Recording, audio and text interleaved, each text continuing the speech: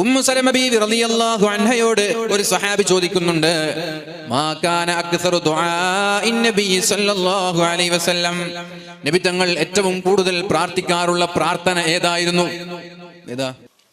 Umm Salama ബീവി റളിയല്ലാഹു അൻഹ പറഞ്ഞത്, നബി തങ്ങൾ എൻ്റെ കൂടെ ഉണ്ടാകുമ്പോൾ ഏറ്റവും കൂടുതൽ ദുആ ചെയ്യുന്നത് ഞാൻ കാണാനിടയായത്, യാ മുഖല്ലിബൽ ഖുലൂബ് സബ്ബിത് ഖൽബി അലാ ദീനിക്, യാ മുഖല്ലിബൽ ഖുലൂബ് സബ്ബിത് ഖൽബി അലാ ദീനിക്. ഞാൻ ചോദിച്ചു എൻ്റെ ഹബീബിനോട്, എൻ്റെ നബിയെ, നിങ്ങൾ ഈ ദുആഇനെ ഇത്രത്തോളം പ്രാർത്ഥിക്കാനുള്ള കാരണം എന്താണ്?